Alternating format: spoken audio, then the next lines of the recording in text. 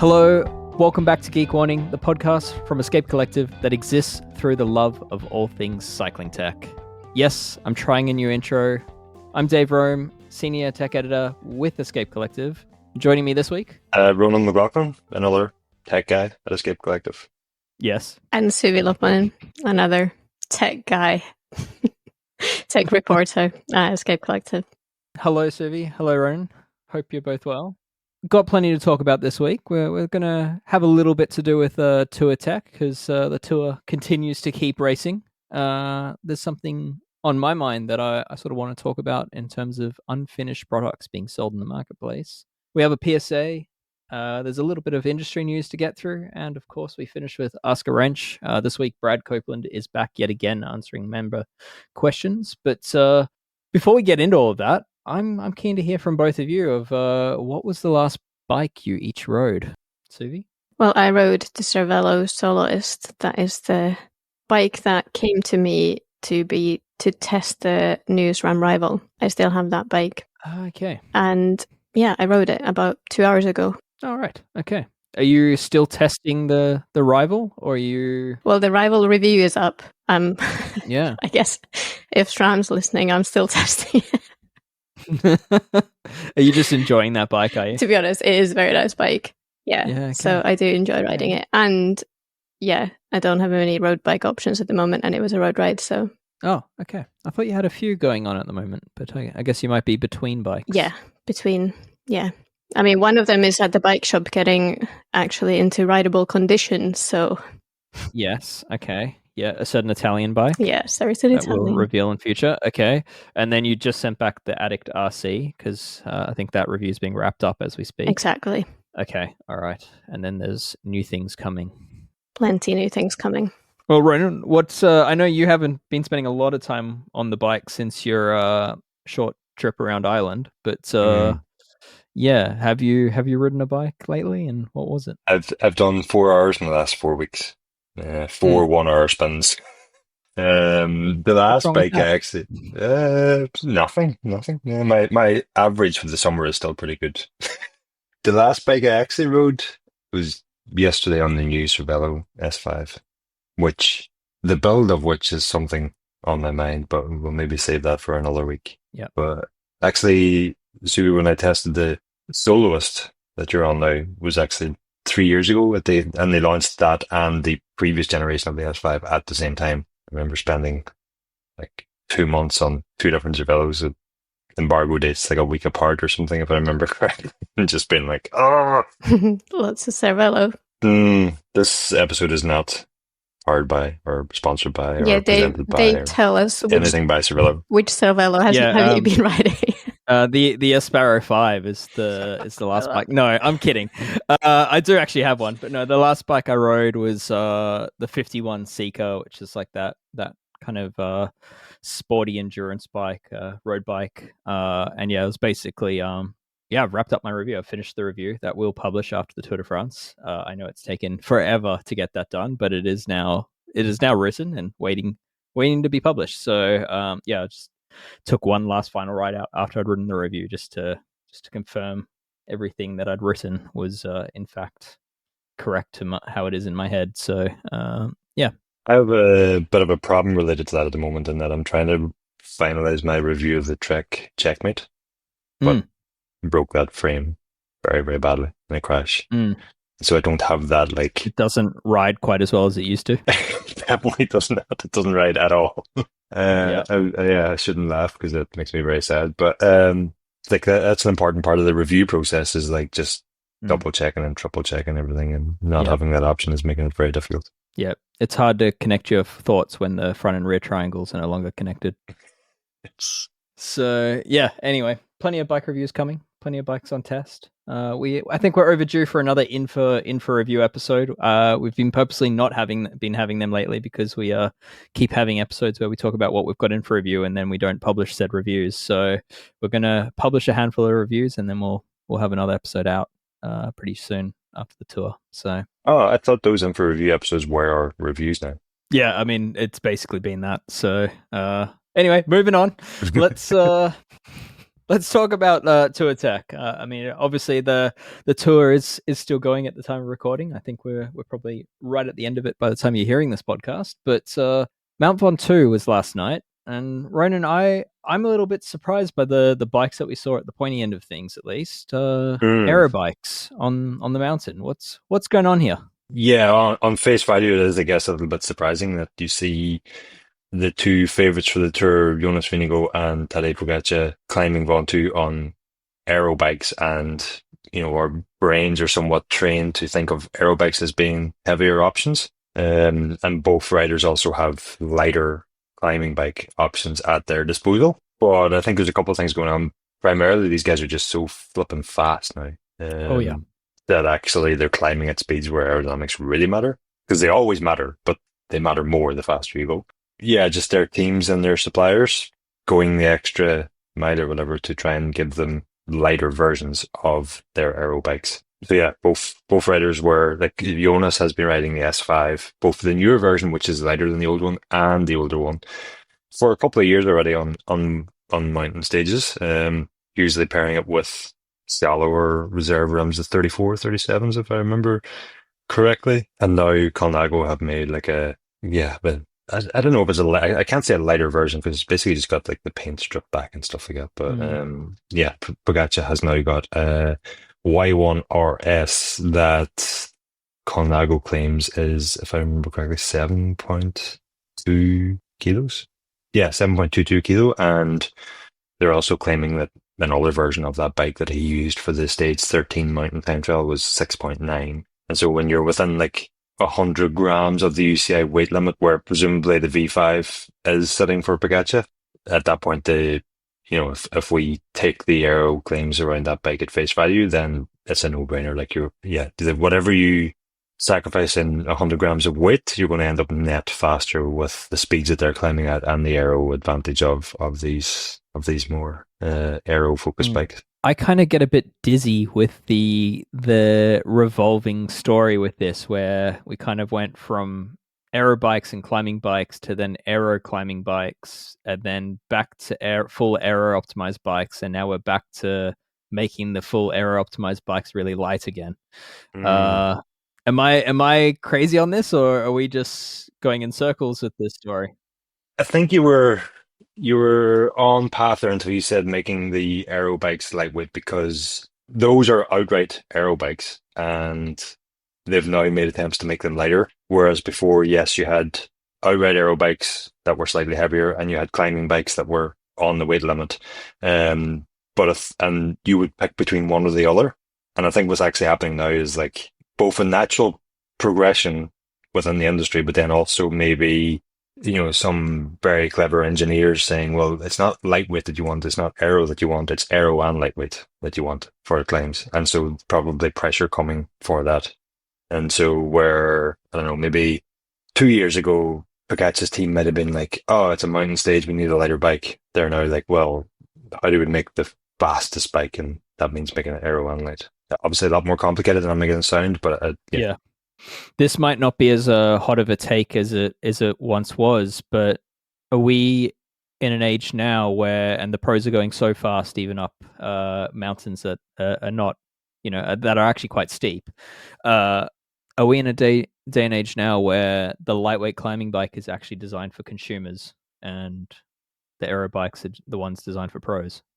I would say yes, and something we've talked about quite often in the podcast. I'm not sure we want to go back down this rabbit hole, but I think part of the issue here is that the old win on Sunday, sell on Monday mentality still exists. And so, for a lot of riders watching the Tour de France, they'll see Pogačar on the Y1 RS, and so that will be the bike that they want, regardless of whether it's the right bike for them or not.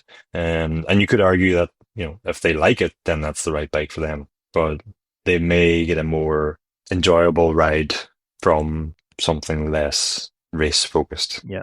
I'm picking my words quite carefully. I'm not sure if I'm being careful enough. Yeah, I mean, Suvi, I think you've remarked on this in the past, that you just really enjoy the feeling, and so do many of us. You just love the feeling of like that Scott Addict RC that's just so light. Are you? Yeah, where do you sit on this? Like, are you thinking that these super lightweight bikes make more sense for consumers than they do for top level racing? I think what Ronan said, that if it's a bike that you enjoy, that makes the most sense. Like if you just really like the bike, if you like the look of it, if it's an aero bike and you love how it looks, and that makes you want to ride it and suffer a bit, maybe in the position that you're in, I don't know, just go for it. But I would say for consumers, I mean, I think it's a more tangible kind of difference that you get from a climbing bike rather than aero bike. I think it's easier to feel that you can probably see in the numbers that you're more aero, but I think a lightweight climbing bike is just super fun to ride. Whereas, I don't know, aero bike, is it that fun to ride? Like, do you feel it that much? I think a lightweight climbing bike will feel fast all the time, regardless of what speed you're doing. The fastest option. Yeah. Yeah, and just that lightweight sensation beneath you, it's just like a snappy, accelerates really well. A good lightweight bike will give you that, regardless if you're climbing or on the flat or whatever. Your speed might not be any faster, versus an aero bike, and certainly some of the heavier ones that we've had in the past. You might not feel any different sensations, but you might look down and see a faster speed on your head unit. It might even feel more sluggish in some cases because of the weight, but the clock doesn't lie in the end. And I mean, that's purely subjective. You can't most people will know the roads that they ride on most, and if you look down, you're used to seeing 28k an hour, and I've found in the past, and I wouldn't use this as a measure of a bike's performance or anything like that, but just there will be times where you just know a road, conditions, what speed you should roughly be around, and you could be on an aero bike and you look down and you just see a higher number and you go, oh, wasn't expecting to see that. It might only be a couple of kilometers per hour, but we are in an extremely privileged position that we get to ride loads of bikes.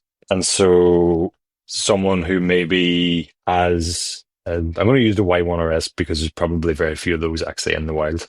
But someone maybe riding the Y1RS doesn't maybe know what they're missing out on with, say, a V5 because they haven't had the chance to ride them back to back, or ride one day and another the next day. And so, like, what we're talking about, like an outright aero bike, might not be the right bike for some riders.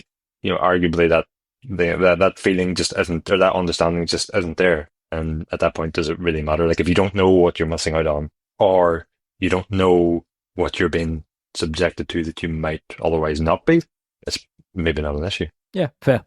I don't know. Yeah, I keep coming back to, in my mind, like it started with something like the Specialized Athos, which is like the lightest bike that wasn't, it had race geometry, but it wasn't intended for its pro team to use. And I guess I'm seeing more and more brands follow suit with like the Addict RC, and I guess Factor's got the O2, and yeah, I mean, you sort of see these from most brands now, have these like super lightweight bikes that are aiming to drop below the UCI limit.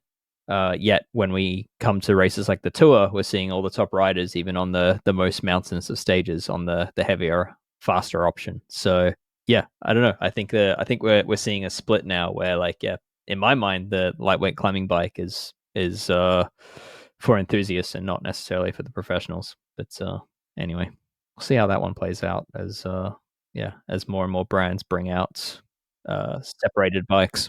It's probably a real challenge for the brands because the marketing around these things is powerful, and if your top riders are riding one bike or the other, it probably makes it more difficult to sell the other one. 2 years from now, we probably, a brand turns around and goes, well, we just need one bike. Yeah, that's exactly where I was going.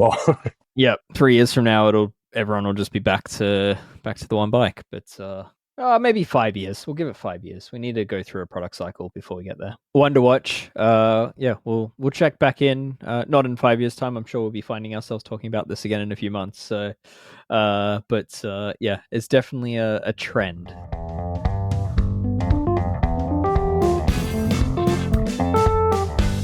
All right, should we move on to something that I've had on my mind that I'm just selfishly going to force you all to talk about, which is that I'm seeing, and it's not a new thing. I mean, this has always existed, but I guess I'm seeing it more now than I'd expected to see it in this day and age, which is products that are making it to consumers in what I would consider to be an unfinished state.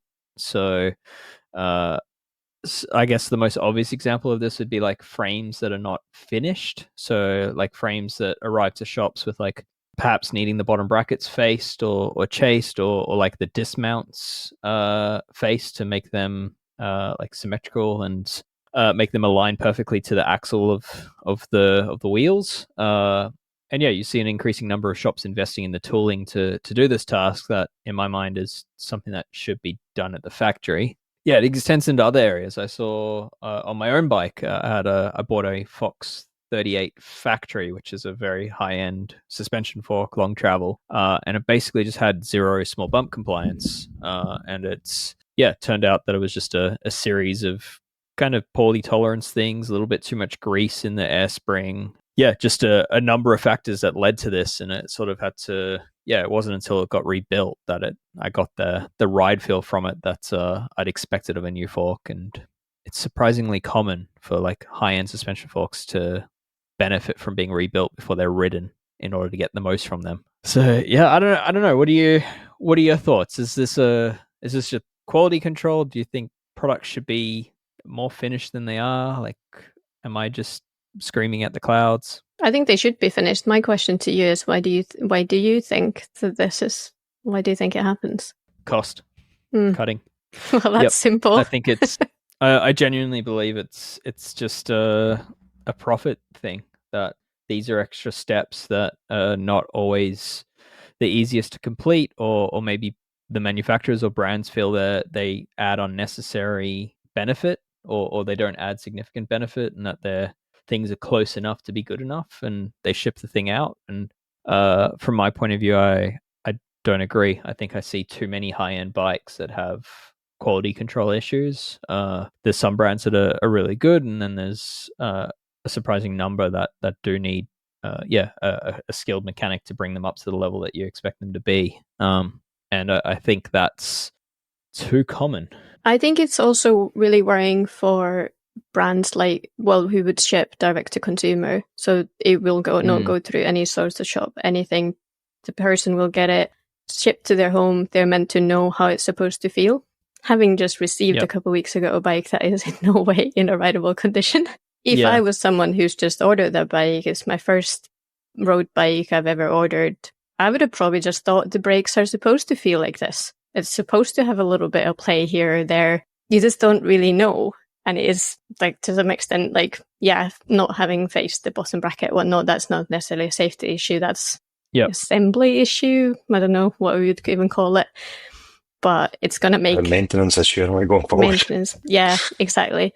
But having the bike not assembled properly either, that's a safety issue, because the person doesn't necessarily know how it's meant to feel. Again, they might not have ever ridden a bike that feels or is similar to what they've got home. So yeah, I do. And I think that's the suspension's a perfect example of that, where for someone that has bought that suspension fork that might not have the experience of using other high-end suspension, they'd just be like, this is just how it feels. And they might just walk away being like, oh, mountain bike suspension is not very good, is it? Like, I still, I feel every bump until it's a significant hit. And then they might just think about, buying another brand or pursuing to buy something else without realizing that it's just, it's a service away from feeling like what it actually should. So, I think that is probably a significant problem that the industry faces, where, not every customer knows what they're missing or what the issue is that they're looking at.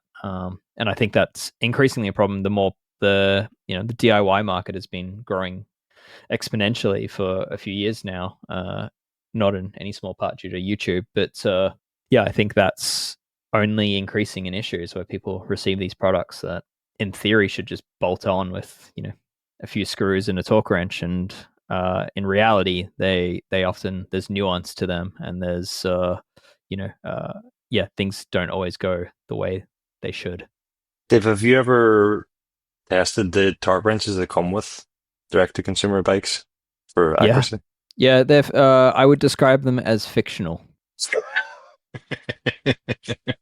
Yeah, it's kind of the few that I have sent with bikes that I've never used have sort of felt very, I would have said, vague but I prefer flexible.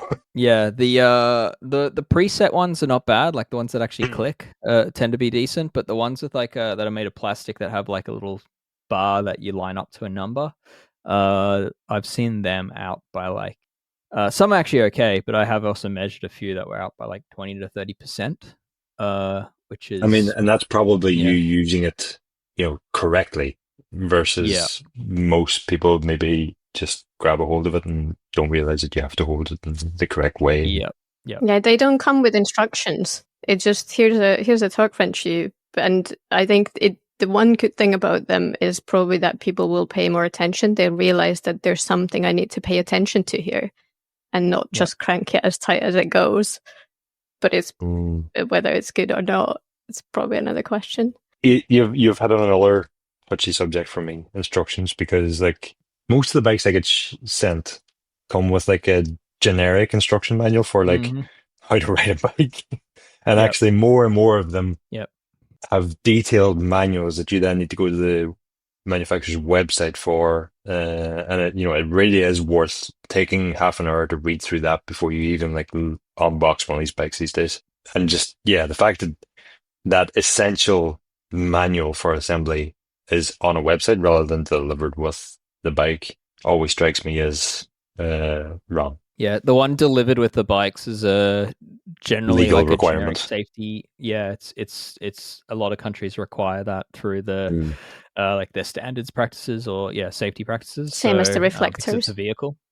Yeah, but I mean it'll talk about brake cables on a hydraulic bike. Yeah, or this is not. Or how to measure the standover of It has the opposite effect though, because the consumer will just like, this is nonsense, and just like disregard the entire thing. Whereas if it's specific to a bike, you're more likely to take it seriously. Yep, for sure. Yeah, not enough brands make it easy for you to find the relevant assembly guide for a bike. Like I think brands could learn a trick or two by putting QR codes on more of their products that link. Like some brands do this. Some do, it's not. But I think most brands should be looking at this, which a QR code sends you to the respective manual of that product. Some brands give you a QR code that sends you to their website, which is really not helpful. Some brands take a step further and sends you to like the download/manuals page, but like what the product is, just print the relevant QR code to the exact manual. It shouldn't be that hard. It's the same time-saving, cost-saving nonsense, really. Like instead of having a specific QR code for each bike, it's just like, we'll have a generic QR code. And like if you're talking about one of the bigger brands with, over the past decade, they've had 500 different bikes. Directing you to that page is as good as just, what you end up doing is you land on that page and then you type in your browser bar and you type in Google, and then you go there and you search for what you actually want, which takes you to the actual page on that brand's website that you were looking for, or the PDF, even the downloadable PDF. Yes, absolutely. Yeah, it struck me, that one, because this review I've just wrapped up of this 51.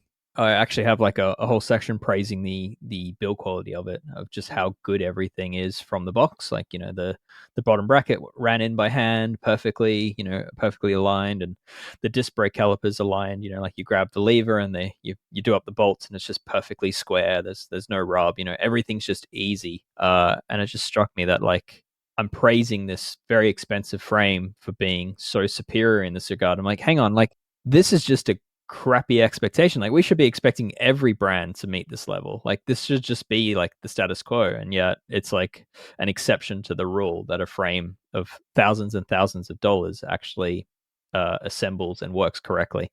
Anyway, could rant on about this forever, but I think it goes back to like, if you're perhaps assembling something you don't have the experience, then maybe it's worth paying like a really well-regarded local mechanic their rates to do it first time around, and to get what some people would call like a blueprint service, where they're basically just going through everything and setting it up to be as good as it can be, and then the ownership of that bike will just be so much smoother in future. Like the servicing will be all good, and like your bearings will be aligned correctly and your brakes will be aligned correctly, and subsequent services will be much easier as a result.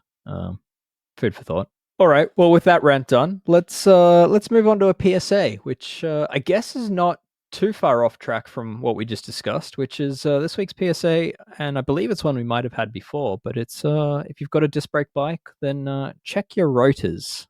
Not just for their tightness, making sure that they are actually attached correctly to the hubs, but most importantly, that's checking the wear of them. Because a lot of people know to check their brake pads for wear, but often overlook the rotors that the brakes actually brake onto. And yeah, they're a wear item, and they do actually wear quicker than a lot of people realize. Depending on your conditions and where you ride, and even what type of rotors you use, I'd say, generally speaking, I see like 2 to 3 sets of pads. Rotors lasting approximately 2 to 3 sets of pads. So yeah, it's not too dissimilar to like what most people would get out of like a cassette when they change chain, for example. So yeah, Ronan, when did you last check your rotors? 5 minutes before this call. That was quite recent. That was a lie.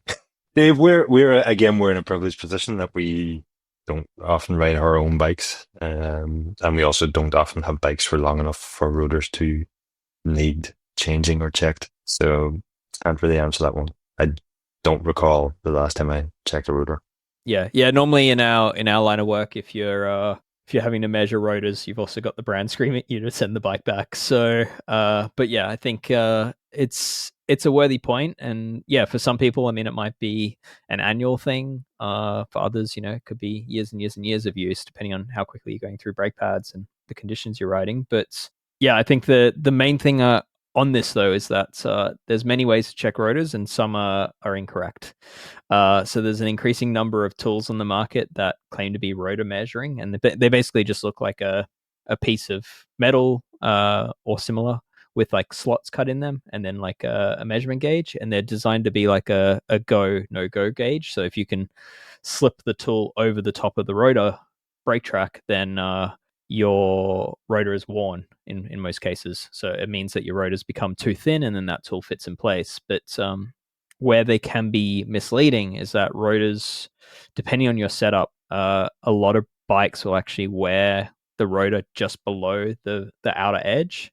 So you'll actually find that the wear point is sort of more in the middle of the brake track, not on the very extreme. So those go no go gauges will they often can hide more significant rotor wear. So for that reason, I recommend a tool that lets you measure the brake track from the center of the brake track. So I use a micrometer, but otherwise, like what they call a thickness gauge is the right tool. Yeah, the thickness gauges can be had relatively cheaply. They are still a specialist tool. There is also a really, really cheap tool called a dental Iwanson gauge, which sort of a very old school way of measuring that dentists would use to measure teeth.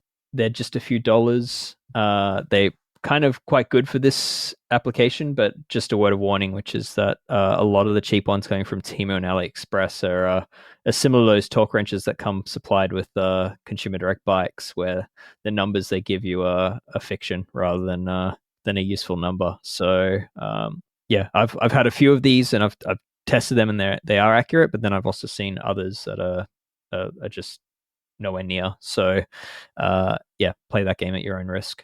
And then yeah, the other option on top of all that is like you can get little jaws that fit into your digital calipers or your vernier calipers that give you a center point measurement. So Park Tool makes some of these, and you might even find some that are available for 3D printing. So options are plenty. I was about to ask, because we talked about manuals and instructions, where do you find how thick your rotor was meant to be? Yeah, and how worn it is? Yeah, Shimano actually print it on the rotor. So most Shimano rotors are like 1.8 mil when they're brand new, and then the recommended replacement is 1.5 mil or less. So that you're not talking about a lot of material, which is why you need like a pretty accurate tool here. Like you're never achieving it with like a ruler. You need a good gauge.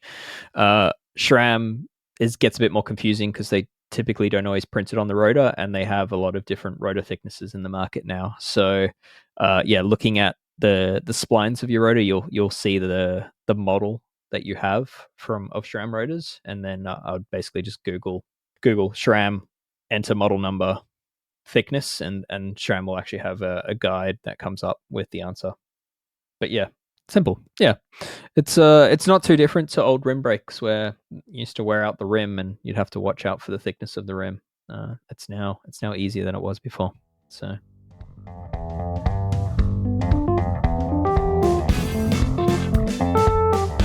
all right, time for a little bit of news. I don't think we're going to call it Tech Bites anymore because why aren't we calling it Tech Bites, Ronan? Every time we said that, it made me hungry. Yeah. Yeah. Okay. So it made me think of chicken nuggets. Okay. Well, let's call it the Tech News Corner then. So now that we're in the corner, Rapha is out with EF-Education. Ronan, you wrote this one up on Escape Collective, so I'll let you tell us about it.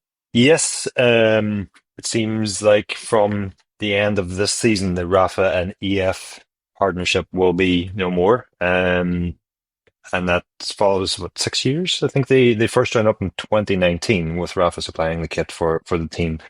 And that that partnership has been one of the most, I'd say, visible and most influential in the World Tour over the last 6 years. And so the news that it would cease to exist is kind of, well, it is newsworthy. I think it was. It's quite an interesting development.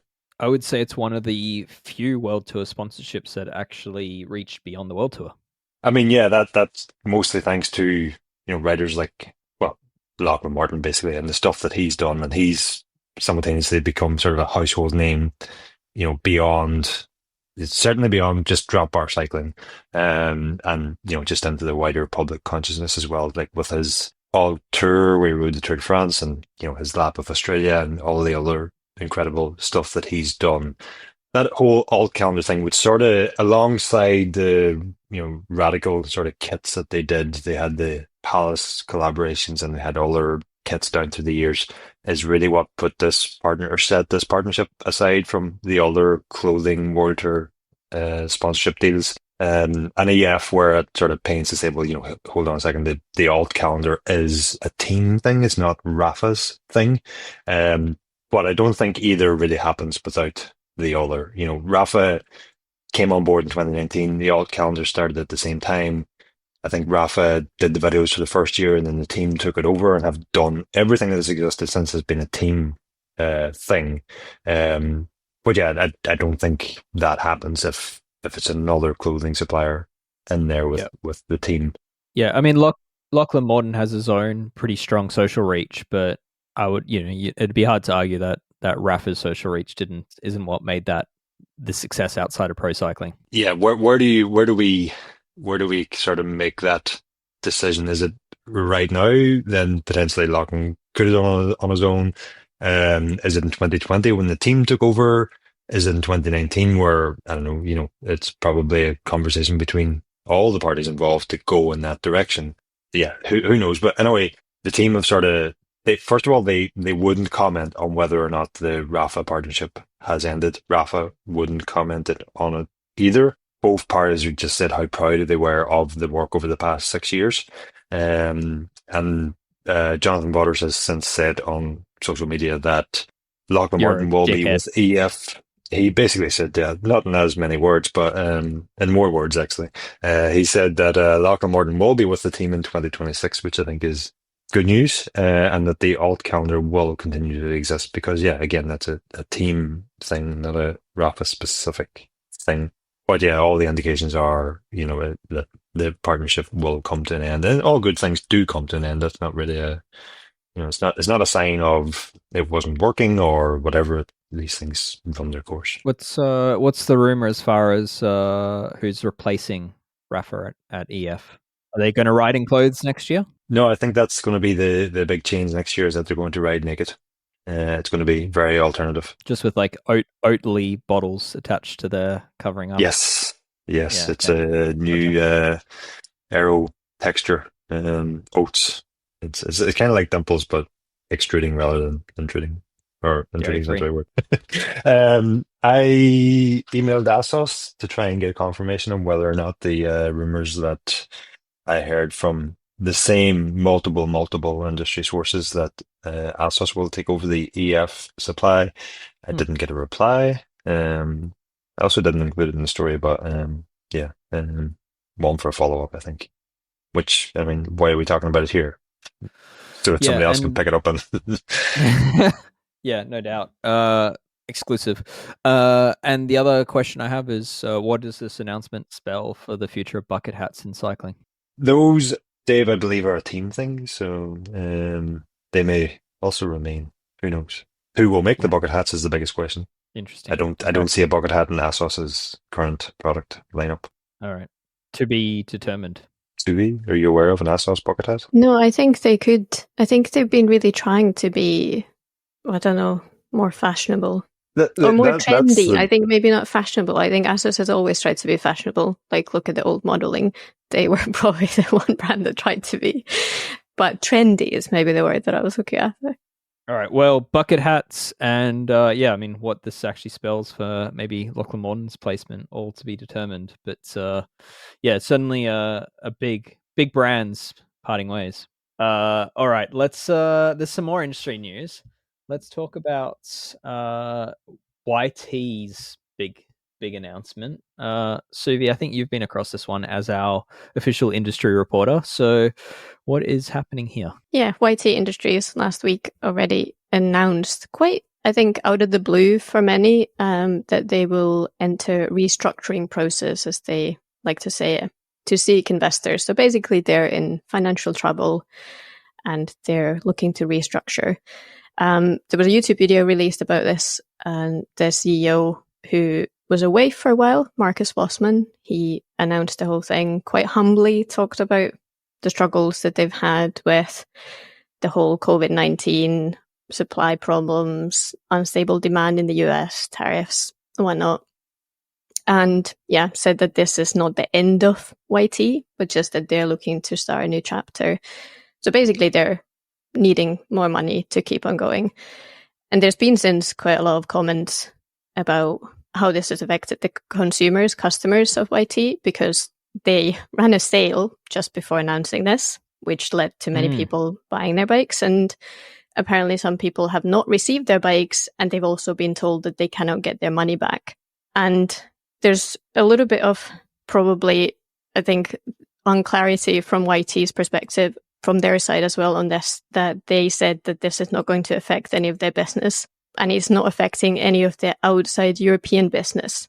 So all these orders that people are talking about that they've not been fulfilled or they can't get refunds for, YT has said that that's only European customers that are facing this. And it's for orders that have been placed before 15th of July, which is when this restructuring started. So gotcha. Yeah, there's a lot of kind of unknowns about what's happening, both for the consumers, but also for the company, because it operates in multiple countries, multiple continents. And I think they said in the YouTube video that over half, or no, nearly half of the revenue comes from North America. So they've got a really strong presence there. So it's interesting to see, also because tariffs are hanging up in the air, what's going to happen with those in August, kind of what the direction will be for the company. They've got a few months now to sort things out if they can, and then there's going to be more consequences if they don't. Yeah, I think it's certainly a big brand in the mountain bike world. For those unfamiliar with the brand, YT, it's a young talent, is what it stands for, and it sort of started as like a pretty core mountain bike brand in the gravity space, and it's sort of spread out from there. It now does, there is a gravel bike in the lineup. Even got some bikes that lean into a bit of the cross-country space, and yeah, they sponsor like a World Cup downhill team, and they're heavily invested in the sport. They've done big budget ads as well along the years, which have made them quite popular. Like they had Christopher Walken in one of their ads, which is quite the get, no doubt an expense. But yeah, so I think the brand has pretty significant equity, and I think in the mountain bike world, I'd say it's probably like maybe second place behind Canyon as far as like the biggest consumer direct mountain bike brand. So yeah, it was pretty big news to come from them. And I know, Suvi, you're currently looking into whether what happens to people's orders that are currently pending and all that. Was a YT Christopher Walken's weapon of choice? I don't even know if he rides bikes, which to me makes the ad even more amusing. Neither of you two got that reference, but somebody will get it. Hopefully. I'm trying to think of what movie he was in the Fatboy Slim music video for Weapon of Choice. Oh, okay. Yep, no, went straight over my head. Well, anyway, I think this is one that's we're perhaps not done reporting on just yet. And Suvi, I know you're deep in it at the moment. So yeah, more to come on that story. The other bit of industry news is an acquisition in the indoor trainer space. I know nothing about this. Who knows about this one? The acquisition news is that Rouvy, the indoor cycling platform, who acquired Full Gas just earlier this year, I think it was February, they've now acquired the Spanish indoor cycling app BKool.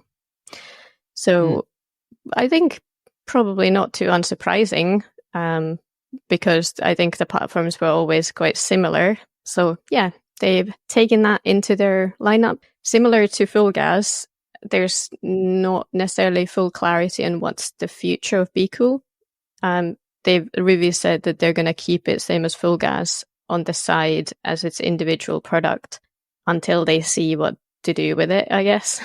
And then maybe they're going to merge all the platforms together at some point. But at the moment, they're going to be separate apps. All right, so you've previously reported on this space. You did a pretty in-depth feature. What was the approximate headline on that? It was Future of Indoor Cycling. Yeah, it sounds about right. So yeah, if you wanted to Google that. But with that reporting, I mean, there are some new players. So My Woo should be the most notable one. But I don't know. To me, it seems like an odd space if you're not Zwift or My Whoosh at this point in time. Am I feeling that wrongly? As I'm definitely an outsider in this space of the industry, but what's your sense on that? You mean Zwift and My Whoosh are the big ones? They're the big ones, and then like the likes of Rouvy, like are they perhaps fighting for in my mind, like I don't know the numbers, but I'd be thinking they're probably fighting for like 5% of the market. Yeah, that's probably quite accurate. I mean, Rouvy said they've got about 250,000 users at the moment. I remember when I interviewed the CEO, he had these kind of visions of going to 1 million, which I think Zwift has already surpassed. But yeah, acquiring these other platforms, I don't even know whether that's going to bring many new users, because I think when I was writing that article as well, it's quite clear that indoor cyclists also should kind of shop around, that many people use multiple platforms, perhaps for different purposes, perhaps because you can get a trial period and then you'll move to another one and then another one.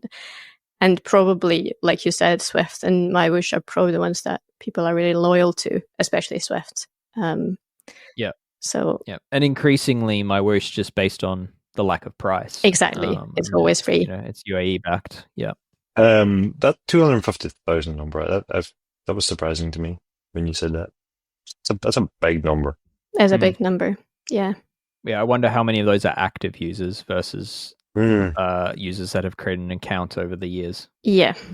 I should say, I haven't yet confirmed with Rouvy whether that includes the Full Gas and all the other platforms that they now have as well, or whether that's just Rouvy, because I remember back in earlier this year when I was interviewing them, they were not willing to disclose how many users they have. So now they suddenly are. So of all the developments in this space, I think the announcement that kind of caught my interest, because I'm just stuck in Zwift ecosystem. It's basically just a way of like clocking miles for me. I don't really do anything on Zwift other than I do my own workouts.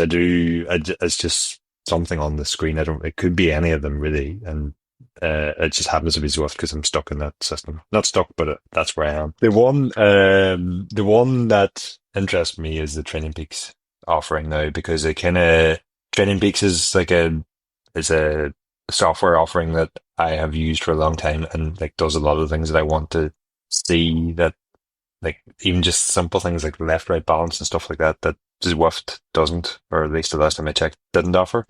So I'm interested in that, but in the space generally, I find it very difficult to get excited. Yeah. You need to get a VHS player, and I can send you some Chris Carmichael train right videos. Oh, have you got some of those? I might still have them at my parents' house. So yeah. The funny thing is they could well be training wrong videos at this point.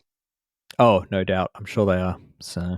All right. Well, I think that's probably enough from the bicycle industry for this week. So I think it's time to wrap this up and move on to Ask a Wrench. Before we do, just a little reminder that Geek Warning is an Escape Collective podcast, and everything that Escape Collective does is only possible through its members. So, yeah, if you're not already a member, please consider joining. You're missing out on most of what we create, and especially our best content. So, yeah, just you can join for the month and just experiment and see what you're missing out on, or you can join annually and save. But yeah, you're missing out on plenty. And Ronan, it's not something we promote a lot on the Geek Warning podcast, but there is the member purchase program. How would you explain that? It's like the affiliate links you see on the internet these days, but without any of the shady shit. Yeah, I'd say it's better than the affiliate links. It's like it, but they're like where affiliate links are like basically a way to like get you to buy stuff that you don't need, so that a website can get a commission off that sale.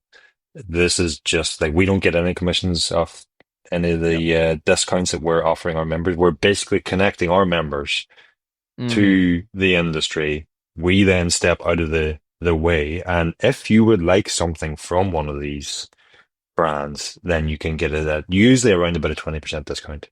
So how it works is it's basically just for us, the benefit is hopefully it encourages you to become a member of Escape or to see undeniable value in your membership. But yeah, what we do is we brands approach us wanting to be a part of it, and the story is that we basically ask them to, say they normally offer like a 10% discount through an affiliate link. We basically ask them for whatever commission they would then pass on to wherever that affiliate link sits, and all the advertising that they'd normally pay and all that. We ask them to take that expense and put it into the discount. So increase the discount, make it more attractive, and that's where they get to like we typically ask brands to be at about that 20% figure. Some brands are actually more. But yeah, I'd say if you've been on the fence, check out the list of brands on there. And there's some big brands, some big savings to be had. But yet another reason beyond the content. And in addition to all that, you gain access to what's coming up, which is Ask a Wrench. So yeah, that's now member only. And you'll hear myself and Brad Copeland answering a bunch of questions from members. This week, we've got some questions related to mystery noises and whether expensive bottom brackets are worth it. We hear the pronunciation of a brand commonly butchered. We get to the bottom of whether SRAM's thread fit power meters are in fact the same across road, gravel, and mountain bikes. And we offer some solutions in mixing Shimano wheels with new SRAM drivetrains. So all of that and more coming up for members. And if you're not a member, consider joining. And if not, you'll hear us next week. All right, Suvi, Ronan, thanks for jumping on. We'll catch you soon. Thank you. Thank you. This episode was produced, edited, and mixed by Will Jones at Red Bricks Media.